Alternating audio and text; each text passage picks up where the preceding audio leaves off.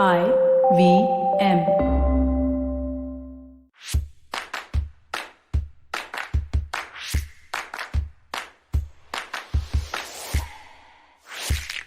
Hello, guys and girls. Welcome back. You're listening to a fresh episode of The Millennial Athlete with Tanvi and Shlok, a podcast for, of, and by the millennials. I'm your host, Tanvi Lad. And I'm your co-host Shlok Ramchandran.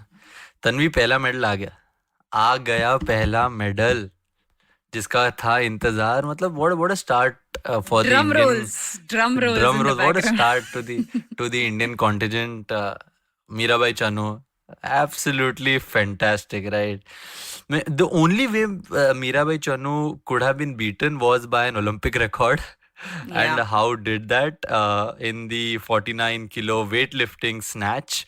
I mean, would have been very difficult to beat the Olympic record, but silver medal it is for Mirabai Chanu. From after all the heartbreak she suffered, it feels like a good circle has ended. And I was just looking at this amazing photo with Olympic Gold Quest just tweeted with her hugging Mary Kom.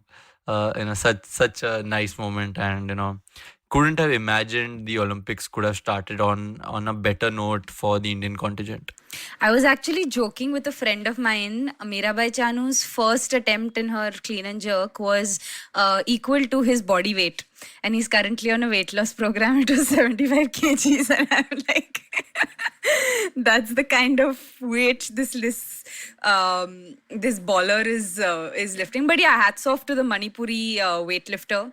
I think after her heartbreak in Rio to make this comeback, she's really put in the work. She's put in a lot of sacrifice. Her team at OGQ has been behind her, supporting her over the past 4 years. She spent a good amount of time in the US working on her technique, correcting her posture, working on lifting heavier weight. And it's all paid off. And, a very funny interview that she gave post her silver medal win was that the first thing I'm going to do when I get back home is eat pizza.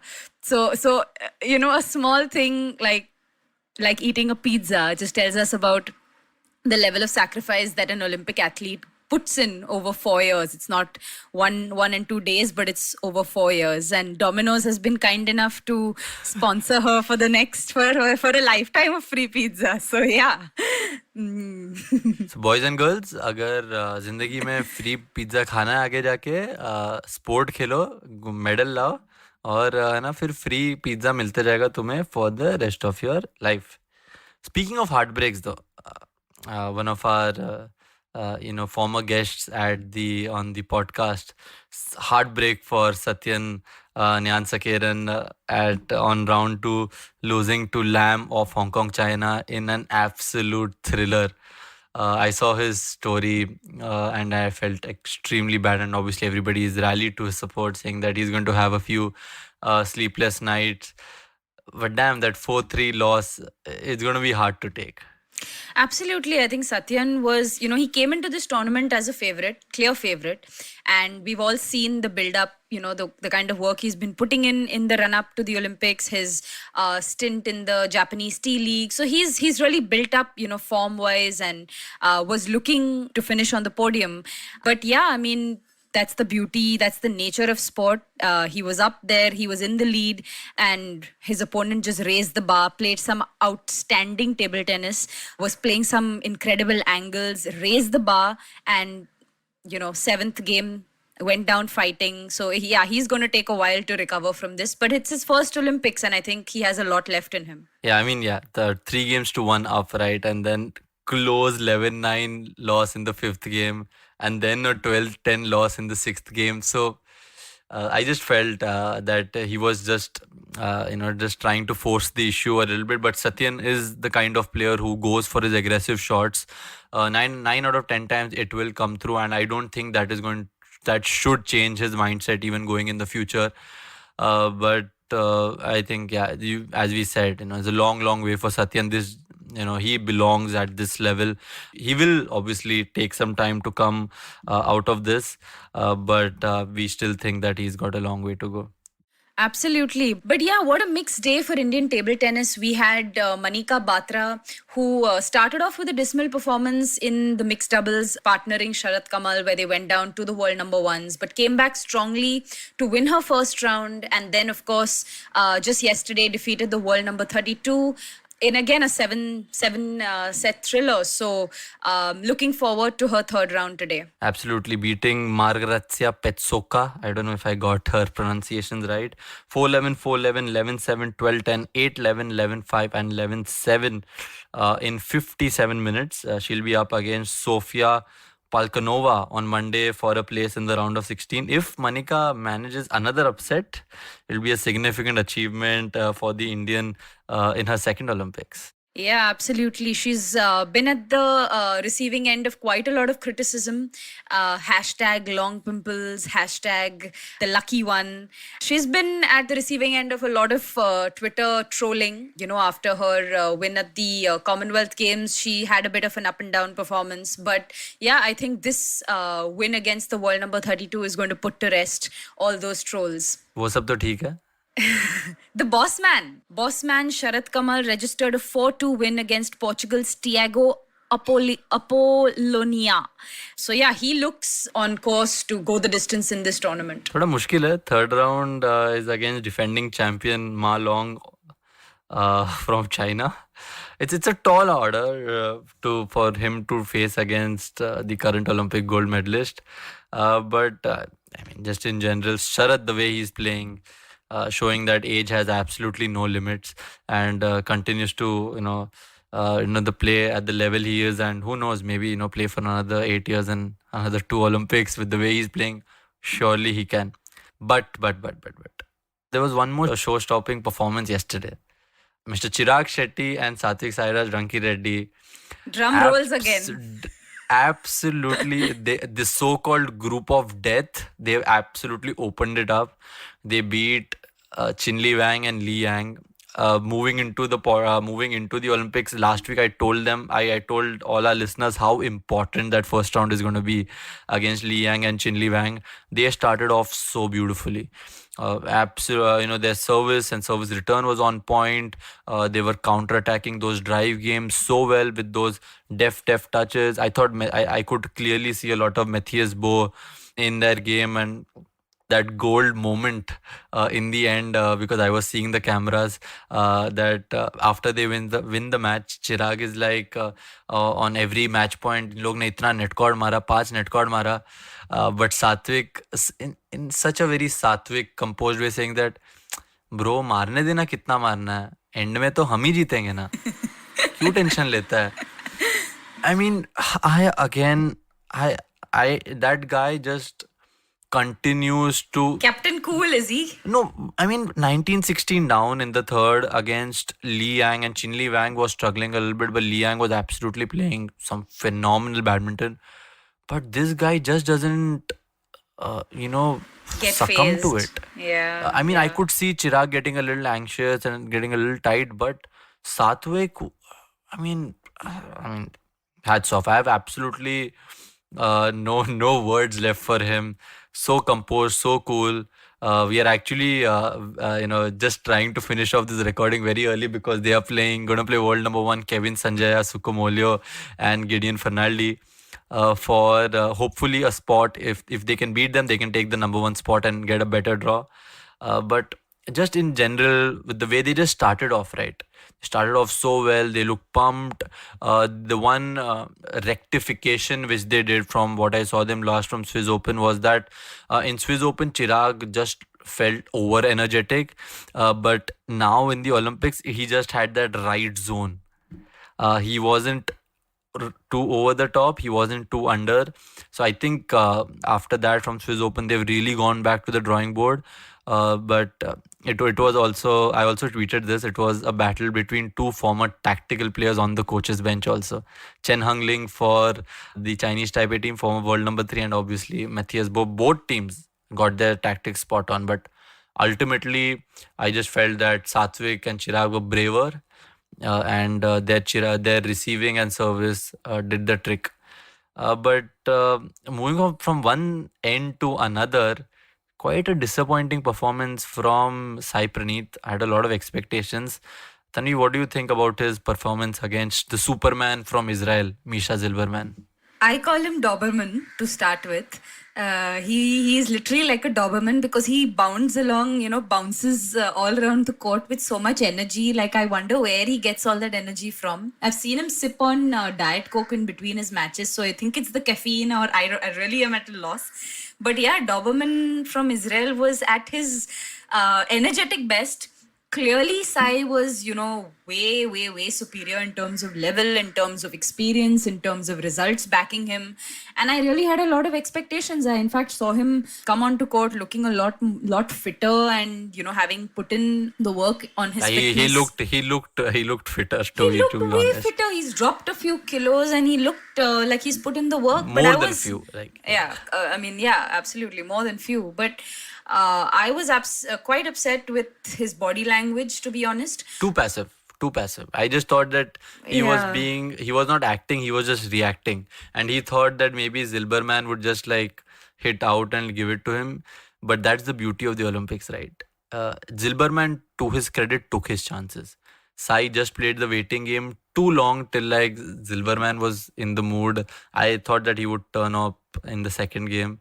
I mean, Sai has that extra gear in him. He has the ability to play at a much faster pace, which, we didn't see any of his deception. We didn't see him raise the pace at all, and appeared to just allow Misha Zilberman to dictate every rally. And Misha, I think, one of the best wins of his career, took his chances. And he is a spirited guy. We know that he is a spirited guy. He's battled the odds throughout his career. And he went on to grab his chances. But Sai is playing his second group stage match against Mark Kalyao. That's again going to be a tough order, tall order. But I'm hoping he has, recharged his mind and given himself a bit of a jolt to make a comeback. Because Mark Kalyao just beat Misha Zilberman. So that group has potentially opened up. Sai needs to beat Mark really comfortably in 2 games because he's not done any favors to himself by losing straight games and on 17 and 14 or 15, whatever the second game score was. Mark beat Misha very comfortably in the second and third game, obviously 3 games. I do think that Sai is going to beat Mark, but it's going to be on points. Whoever the analyst is there at the Olympics, needs to ASAP get Sai, the score sheet of how much, what is the score line he has to beat Mark, and he has to go in with that target. I don't know if the Indian team has one. We've had this issue in the past in London, but I hope that he's got all of this covered and the analyst there has done his job, because he'll have to be off the mark. He cannot play the Sai Praneeth diesel engine game where he starts off in the first 5 points, let the opponent play. He has to be on point right from the word go. So I think Sai versus Mark is going to be huge. Sindhu, on the other end, absolutely dominating. Dominating performance. That was expected. She was playing Ksenia Polikarpova, again of Israel. Didn't expect much of a resistance there, and the champion that she is, I think she started off on a good note. Of course, she faces the Hong Kong player Cheong, who will be a little tricky. She's again on this afternoon, so good luck to Sindhu. I really don't see much resistance to get to the group stage. So fair enough. So huge match for Chirag Satvik coming up. Huge match for Sharad Kamal coming up. Our swimmers are also going to be soon on board. I think here's where we should take our first break. On the other side of the break, we will discuss about what has been a disappointment so far at the Tokyo Olympics, the performance of the Indian shooters. Stay tuned, everyone. You're listening to The Millennial Athlete with Tanvi and Shlok. We'll be right back. Hey, everybody, let me tell you a little bit about what happened on the IVM Podcast Network this week. We've had some amazing stuff, right? I mean, I don't know if you're aware of the redoing or the rebranding of the Traveling Professors show. We called it Now Smarter with Sid, with Siddharth Deshmukh. This week he examines Netflix getting into e-commerce and will this affect how Amazon's dominating the space. Also, let me give you another quick hits to join up on. So on Cyrus Says, Cyrus was joined by Olympic equestrian Imtiaz Anis, and Nishan Burla from the Triangle Offense podcast showed up on Thursday's Cock and Bull to talk about the NBA Finals. On Naan Kari, Sadaf and Archie were joined by Keshu Chaturvedi of the Tere Mere Raste podcast. On Storytellers and Storytellers, Vineet talked to Ashim Mathur from Dolby. And don't forget to follow us on Facebook, Twitter, LinkedIn, and Instagram to keep up with what's going on the network. And with that, let me also just finally thank our sponsors. They're what makes things possible. We'd like to thank Seat, Cred, Global Victoria, Bank of Baroda, Intuit India, and Lenovo. Thank you so much for making this possible. Welcome back. You're listening to The Millionaire Athlete with Tanvi and Shlok. We are into the Olympics and we are doing the Olympic special, and we've covered badminton, table tennis, amongst other sports so far. So from moving to the good parts, what has happened, obviously Mirabai doing phenomenally well, because we were expecting a medal of Mirabai Chano, but there has been a disappointment because we were expecting a lot of I wouldn't say medals, but at least somewhere close to a medal winning performance, the Indian shooters, but they have been a little disappointing so far. Tanvi, what do you think? Absolutely. I mean, we had high hopes from Elevanil, Manu Bakar, Abhishek Verma, Saurabh Chaudhary. We had Apurvi Chandela. We had this whole... Yashaswini Deswal. We had a whole contingent in the 10-meter air rifle event. And, below par performance, call it luck, call it a bad day, call it nerves. There have been all kinds of stories doing the rounds. Of course, Manu Bakar had a bit of a heartbreak there where her equipment, her piston malfunctioned. So, Hina Sidhu has, of course, come out in favor of Manu, saying that the Olympics isn't just about making that podium or winning a medal. There's so much that goes on behind the scenes. It could be your equipment that malfunctions on the day, or it can be your nerves that get the better of you. But, all told, I would want to give credit to the athletes because they've been doing well at the World Champs and, in the run-up to the Olympics. But yeah, below par performance, and I really don't know what to make of it. To just give the listeners a little more insight of what actually happened, she started really strong and was third in the end of the first series. But a freak incident happened midway through the second series. The metal cocking lever, which must be retracted to place the pellet in the gun prior to each shot, had broken. According to her coach, Ronak Pandit, he defined it as a never seen before incident. He says, and I quote, that the lever is a metal piece and it rarely ever breaks. I've never heard something like this happened. क्या ही बोले अभी हम मतलब 4 years of hard work, sacrifice, money, energy, time, effort, and then you go to the Olympics and you have your equipment malfunction. Yeah, but she's going to be back after a day. She'll be back in the mixed team event with Saurabh. Saurabh Chaudhary and the women 25-meter pistol also.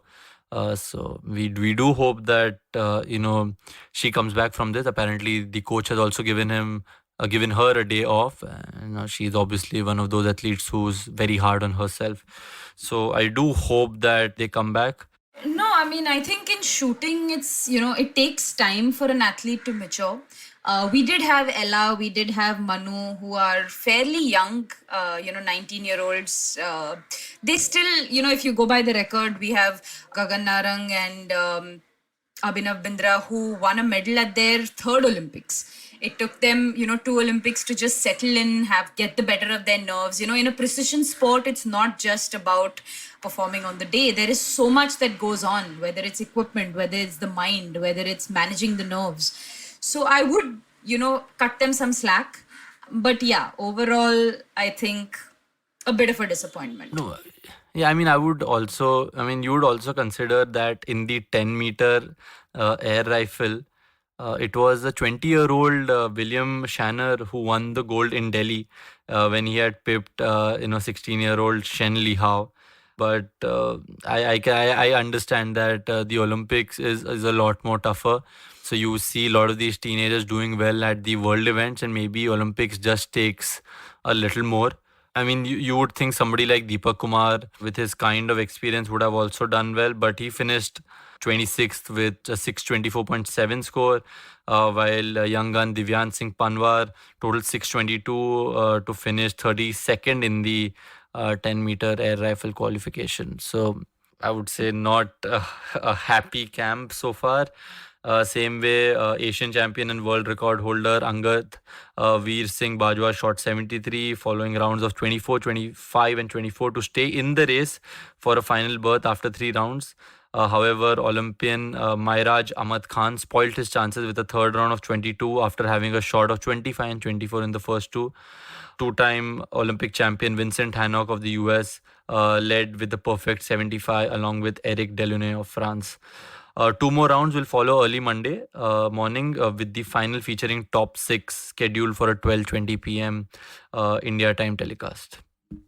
All right. So moving to tennis, I think we started off well in the women's doubles with Sania Mirza and Ankita Raina, of course, winning the first set against the Ukrainian twins 6-0. So looked like they were on course for a first round win, but strong comeback from the twins, and they did go down fighting in a 3-set thriller. Sumit Nagal, on the other hand, India's lone men's singles hope, won his first round against Denis Istomin. Denis Istomin is good. Is good, yeah. He's played a lot of Grand Slams. I wasn't expecting him to beat Denis Istomin, but coming through 6-4, 6-7, 6-4 in the decider. He also said in the press conference that the India logo in his t-shirt gave him that extra pump, which I feel as a pro athlete in tennis doesn't come very often. You only get that feeling in Davis Cup. But it was great to see Sumit Nagal put his heart out on his sleeve and, really fight against Denis Istomin. But if you felt Denis Istomin was tough, he's got a bigger challenge waiting. He's got Dani Medvedev. the big Russian Dani Medvedev waiting for him in the second round. So, so no rest for Sumit Nagal so far. Nothing to lose there. I think time to go all out and enjoy himself like he did against Federer at the US Open. So yeah, good luck to Sumit. But talking of disappointments, coming back to disappointments, I think I was a bit, disappointed, dejected seeing our men's hockey team take that beating from Australia 7-1. I think I did expect them to be beaten. Australia isn't going to let any of their opponents off the hook very lightly. They've had a heartbreak at Rio and are on a mission in Tokyo. But I think our Indian boys had started off well in their first round, beating the Netherlands, and didn't expect them to go down so badly. I would expect a stronger resistance against Spain and Argentina in their upcoming matches. But having said that, they are in a tough pool. Spain and Argentina are tough sides. But yeah, looking forward to some good action there. Chak De India वाली feeling आ रही है मुझे. Absolutely. उन लोग भी हारे थे पहले ऑस्ट्रेलिया से 8-2, 7-1.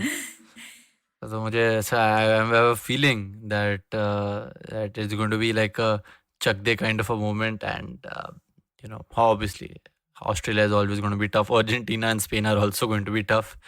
But yeah, all we could do is, keep backing them and, keep supporting them. I was just reading about the Malaysian athletes, Chen Pang Sung and Liu Guoling, the Rio 2016 silver medalists.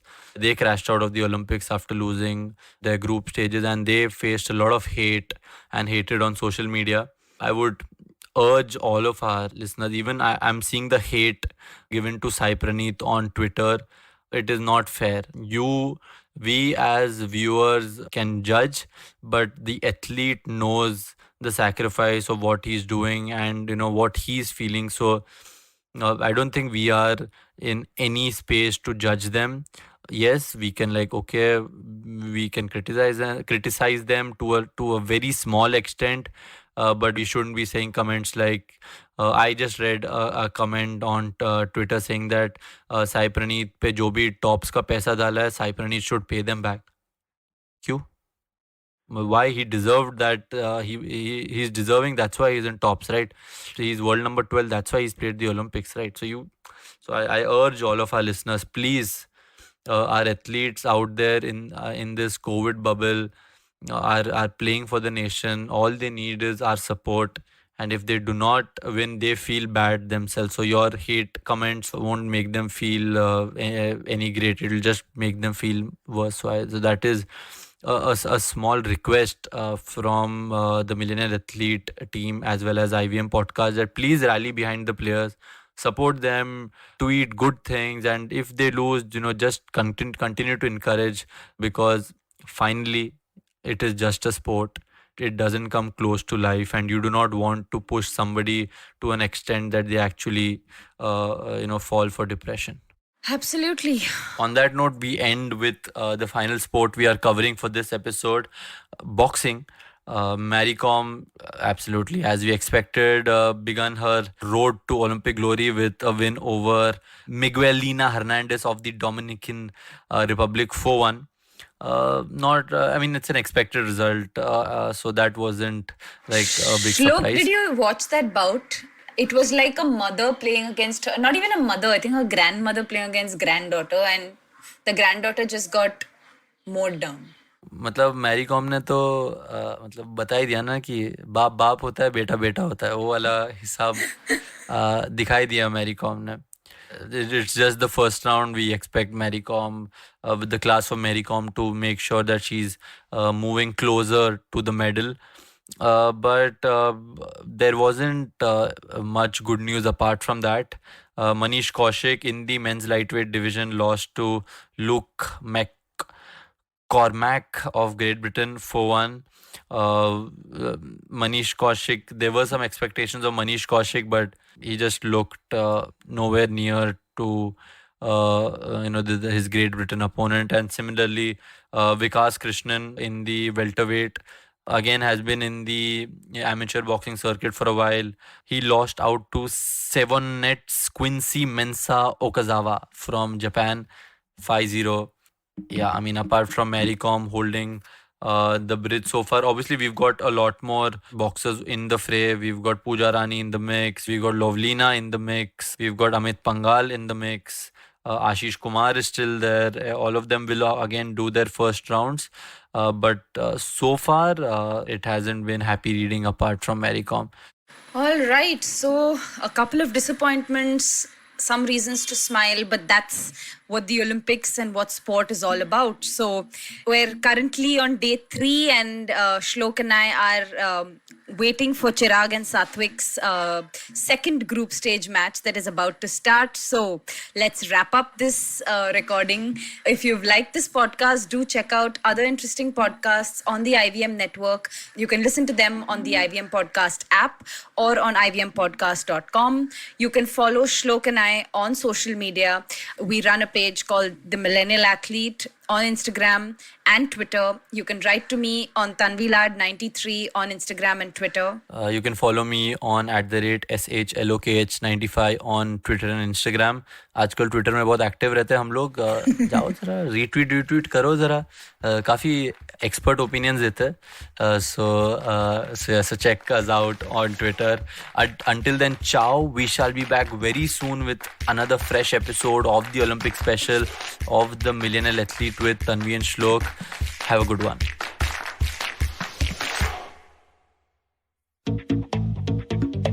We live in an age of disruption, of immense change in every aspect of work, life, and business. But is the old way of doing things truly dead? And are we ever going to stop saying the new normal? Join me, Varun Dugirala, on Advertising is Dead every Tuesday as I talk to entrepreneurs, leaders, creators, and change makers from across business, media, marketing, and beyond to dig a little deeper into how we got here, what we're doing now, and where we're headed. You can catch all the episodes of Advertising is Dead on the IVM Podcast website, app, or wherever you get your podcast from. 2020 is a difficult year. A global pandemic, protests, elections, recessions. You get the picture. What we need is a space where we can have nuanced discussions about global affairs and foreign policy. That's where I come in. My name is Hamsini Hariharan, and I host the States of Anarchy podcast. Every second Tuesday, I speak to experts in the field of international relations to make a little more sense of the world. So join me on the IVM podcast app, website, or wherever you're listening to me right now.